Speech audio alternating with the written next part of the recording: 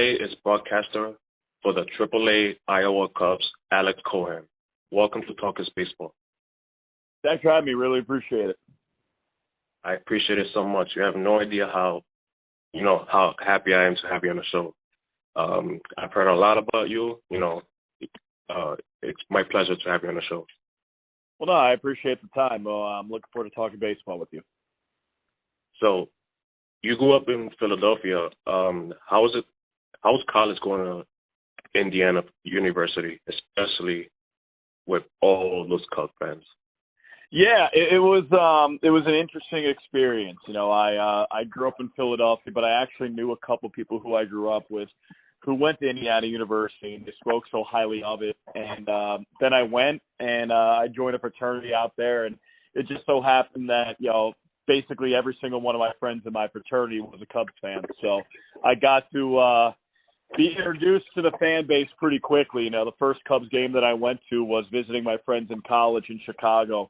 When I was just after my freshman year. We were going to go to one game in the bleachers, and instead we were there the entire weekend and went to 3 games in the bleachers. So you just kind of understood how rabid the fan base was, how passionate they were, how knowledgeable they were, and it was a really nice introduction to that.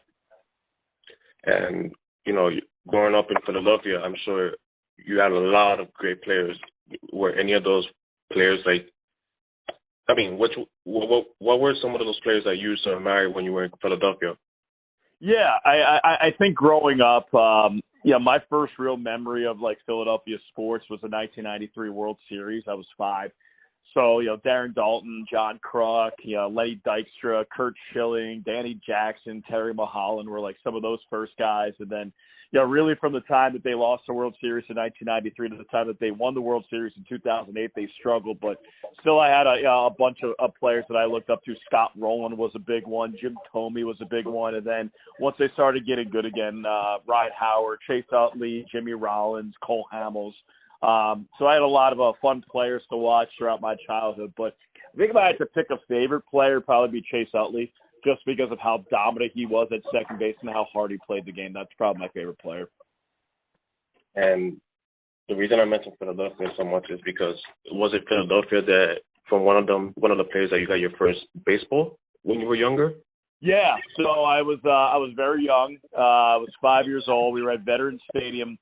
And Mickey Morandini, former Cub, and also went to Indiana University, so it's kind of rare how that all came together. But Mickey Morandini hit a foul ball into our section, and it hit off the concourse level, bounced over my seat, and landed 3 rows behind us. So I was young and obviously upset that I didn't catch the foul ball. And about an inning and a half later, I was walking up the steps to go to the bathroom with my mom, and the guy who caught the foul ball taps my mom on the shoulder. He goes, "Hey, what's his name?" She goes, "Alex."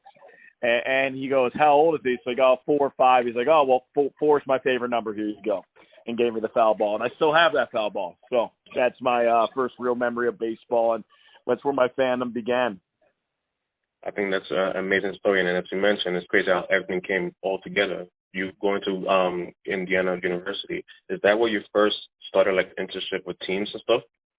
Yeah, when I was in high school, I started broadcasting games. My friends and I started the sports broadcasting club at our high school, and really broadcasted everything from football to basketball, field hockey, lacrosse, softball. Really, the only sport that I didn't broadcast in high school was baseball because I played. But then I went to Indiana University. I recognized they had a really good student radio program, WIUX. And I just called games there for 4 years. And that's when, my knowledge of the game and games and sports and calling games, that's where it grew. So I think going to IU and being a journalism student and then being able to do WIUX for 4 years, that's when I recognized that not only did I like doing this, did I like calling games, did I like sports, but that's where I wanted to make it a career. And you, from college, you went on to do internship. Was it with the Brewers? Yes. Yeah, I was with the Huntsville Stars, the AA affiliate for the Milwaukee Brewers. So my baseball career isn't necessarily linear. So when I was in college, I interned for the Lehigh Valley Iron Pigs, which is the AAA affiliate of the Philadelphia Phillies. I did that for 2 years. Then my summer that I graduated college, I worked for the Gateway Grizzlies, which was an independent league team just outside of St. Louis. Then 2 years with the Huntsville Stars, which, the AA affiliate for the Brewers, so I was their broadcaster. Then I worked for the Oakland Athletics in their media department, did not broadcast. And then I realized that I wanted to get back into broadcasting and started from the ground up. I went to Australia and called games for a winter in the Australian Baseball League. Then went to Idaho Falls, Idaho, worked for the Idaho Falls Chuckers, the Low A affiliate, rookie league affiliate of the Kansas City Royals. Then I went to Bowling Green, Kentucky with the Bowling Green Hot Rods. I was their broadcaster for the single A affiliate for the Tampa Bay Rays. And then coming to Iowa, the AAA affiliate for the Chicago Cubs. I've been their broadcaster for 5 years. So a non-linear path, but one that's taken me a lot of different places, a lot of different levels, a lot of different time zones. Definitely awesome that you've done all that. And I don't think people realize how much goes into being a broadcaster, but are you still broadcasting all 140 games? Yeah, I'm broadcasting all 150 games. So we have 150 games this year, and doing all the games at home and on the road. And fortunately for 18 of those games are on Marquee Sports Network, so I get to work with either Elise Menaker or Ryan Sweeney. So I have a great partner for those 18 games. But for the other 132 games, I'm doing for the most part solo. So it's very intensive. It's a lot of work, but it's a lot of fun. And you mentioned Marquee Sports Network. Is that also the flagship station for the Iowa Cubs where people can watch you? Yes, it's really the flagship station on television for the Chicago Cubs. They broadcast the majority of their 162 games. But for those 18 games for the Iowa Cubs, you can watch those on Marquee Sports Network. You can stream it on MarqueeSportsNetwork.com.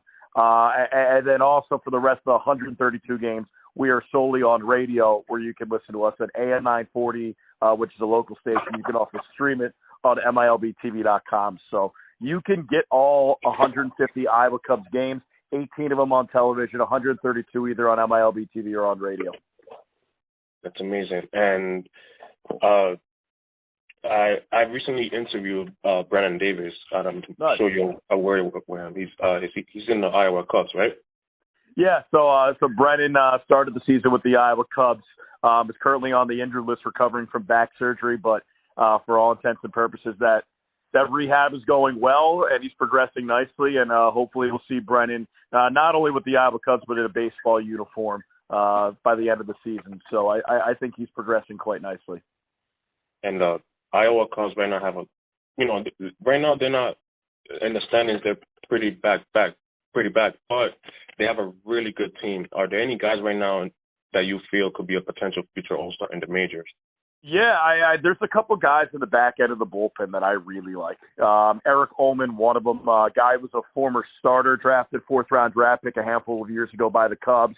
It's his first full year transitioning into the bullpen role, and mid-90s fastball, throws 4 pitches for strikes, imposing figure on the mound. I mean, he's somebody that is a student of the game. He's intense. He can pitch in high-leverage situations. I think Eric's going to be a long-time big leaguer. And then Caleb Killian, who we saw up in Chicago for 3 starts and, had inconsistent results. But, I think Caleb projects as a middle of the rotation, front end of the rotation arm for the next 10 years. Fastball 96 to 98, averaging a strikeout per inning for 9 innings. And a guy who has good secondary pitches. The cutter's been good. The curveball's been inconsistent, but has shown glimpses of being great. And he also throws a changeup. So when you're a 6'4" righty and you throw 98 miles per hour and you throw 4 pitches, odds are you're going to project as a big league pitcher and do well. And I think Caleb Killian will do just that. I agree.